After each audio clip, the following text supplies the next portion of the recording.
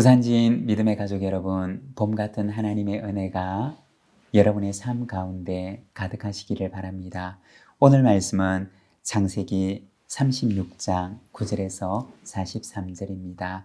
오늘은 9절에서 19절까지 말씀을 제가 봉독하겠습니다. 세일산에 있는 에돔 족속의 조상 에스의 족보는 이러하고 그 자손의 이름은 이러하니라.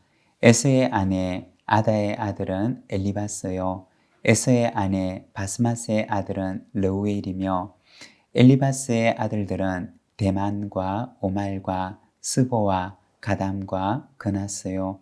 에스의 아들 엘리바스의 첩 딥나는 아말렉을 엘리바스에게 낳았으니 이들은 에스의 아내 아다의 자손이며 르우엘의 아들들은 나핫과 세라와 삼마와 미사니 이들은 에스의 아내 바스맛의 자손이며 시브온의 손녀 아나의 딸 에스의 아내 오홀리바마의 아들들은 이러하니 그가 여우스와 얄람과 고라와 에스에게 낳았더라. 에스 자손 중 족장은 이러하니라. 에스의 장자 엘리바스의 자손으로는 대만 족장, 오말 족장, 스보 족장, 그나스 족장과 고라 족장, 가담 족장, 아말렉 족장이니 이들은 에돔 땅에 있는 엘리바스의 족장들이요 이들은 아다의 자손이며 에스의 아들 르우엘의 자손으로는 나핫 족장, 세라 족장, 삼마 족장, 미사 족장이니 이들은 에돔 땅에 있는 르우엘의 족장들이요 이들은 에스의 아내 바스맛의 자손이며 에스의 아내인 오홀리바마의 아들들은 여우스 족장, 얄람 족장, 고라 족장이니 이들은 아나의 딸이요 에서의 아내인 오홀리바마로 말미암아 나온 족장들이라. 에서 곧 에돔의 자손으로서 족장된 자들이 이러하였더라. 아멘. 오늘 우리가 함께 읽고 있는 말씀에서는 에서의 족보에 대해서 이야기를 하고 있습니다. 7절과 8절의 말씀입니다. 두 사람의 소유가 풍부하여 함께 거주할 수 없음이러라.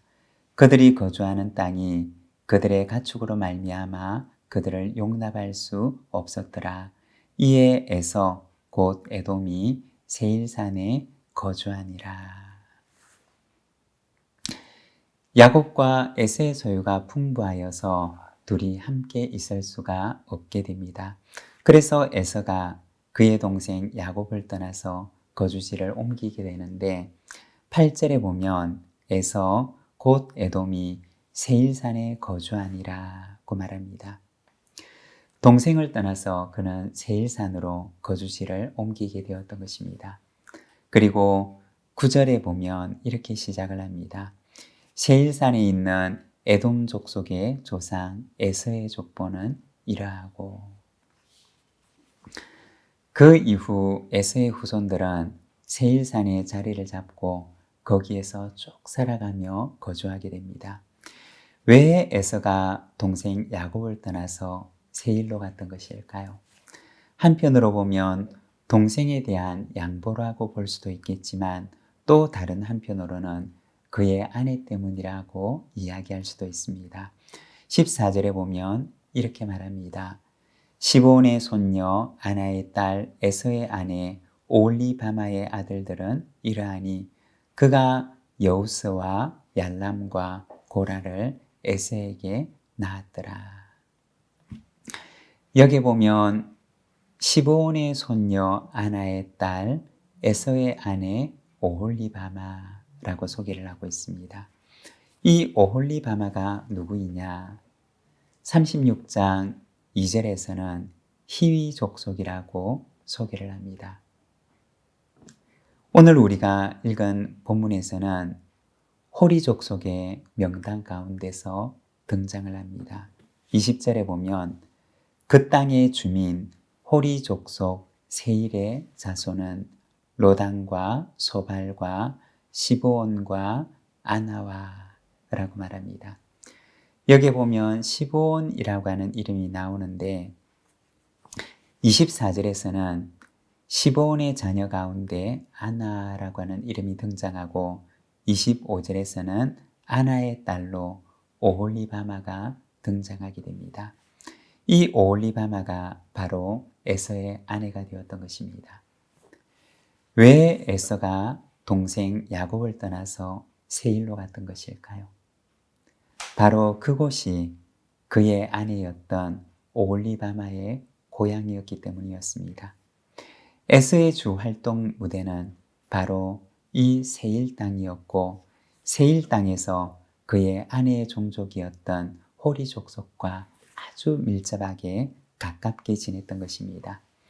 그런 연유로 인해서 에서의 족보를 이야기하는 중에 갑작스럽게 호리 족속의 족보를 끼워 넣어서 말하고 있는 것입니다. 호리 족속과 함께 혈통적으로, 종교적으로, 문화적으로 이 에서는 서로 동화되어 버렸던 것을 보여주는 것입니다. 팥죽 한 그릇에 장자의 명분을 팔아버렸던 것처럼 이삭의 자손으로서의 자기의 정체성을 잃어버렸던 에서의 가문을 보여주는 것입니다. 이렇게 에서의 가문은 하나님의 구속의 역사에서 한 발자국 자리를 비켜나가게 됩니다. 이것이 에서의 족보 그리고 에서의 이야기입니다. 에서의 족보 가운데는 우리에게 조금 익숙하고 또 주목할 만한 두 이름이 등장합니다. 바로 그나스와 아말렉입니다. 15절과 16절의 말씀입니다.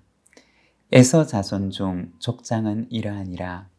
에서의 장자 엘리바스의 자손으로는 대만 족장, 오말 족장, 스보 족장, 그나스 족장과 고라 족장, 가담 족장, 아말렉 족장이니 이들은 에돔 땅에 있는 엘리바스의 족장들이요 이들은 아다의 자손이며.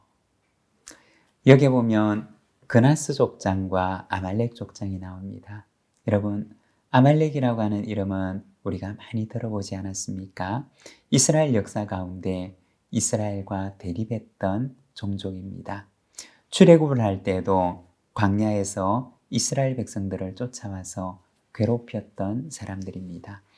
그 이후로도 끈질기게 이스라엘을 괴롭혔던 이들이 바로 아말렉 종족이었습니다.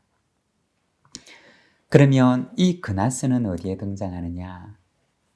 민수기 32장 12절에 보면 이렇게 말씀을 합니다.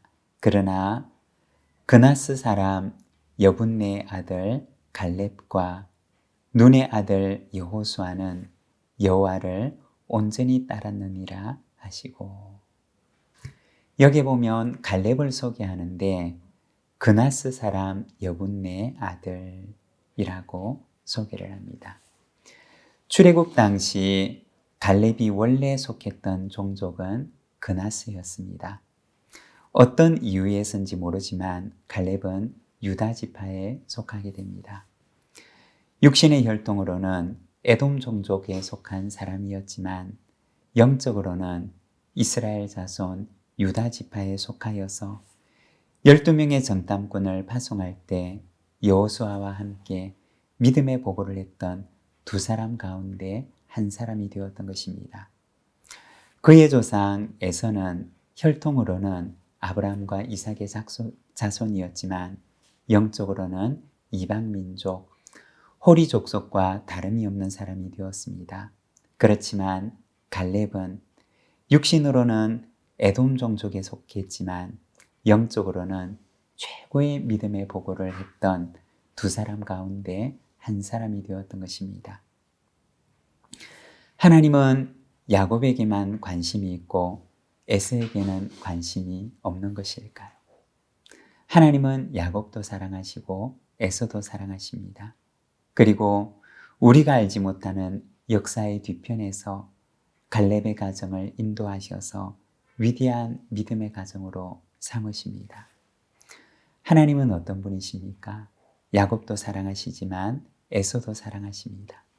하나님은 모든 사람이 구원을 받는 데 이르기를 원하시는 것입니다. 여러분, 하나님의 손길은 역사의 뒤편에서 오늘도 우리의 가정을 인도하십니다. 그리고 우리의 가정이 하나님의 그 위대한 믿음과 신앙의 가정이 되기를 원하십니다. 오늘도 우리를 인도하시는 하나님의 섭리와 사랑에 감사하며 오늘도 믿음으로 살아가는 우리 믿음의 가정들이 되시기를 바랍니다. 기도하겠습니다. 하나님 아버지, 은혜를 감사합니다. 오늘은 우리가 에서의 가정과 그리고 그의 종족과 그의 후손들을 바라봅니다. 이삭의 아들이었지만 그러나 이방 민족과 동화되어 살아갔던 에돔 종족을 바라보며, 그리고 에돔 종족에 속하였지만 다시 믿음의 가문으로 들어와서 믿음의 보고를 했던 그 갈렙의 가정을 우리가 바라봅니다. 주님이여, 오늘도 우리의 가정을 주님께서 붙들어 주시고 참으로 주님 안에 하나님 앞에 귀하게 쓰임을 받는 아름다운 믿음의 가정으로 세워질 수 있도록 저희를 인도하여 주시옵소서. 주님, 우리의 삶을 주님께 의탁합니다. 주님과 동행하고 그리고 믿음 위에서는 복된 저희의 가정이 되게 하여 주옵소서. 예수님의 이름으로 기도드립니다. 아멘.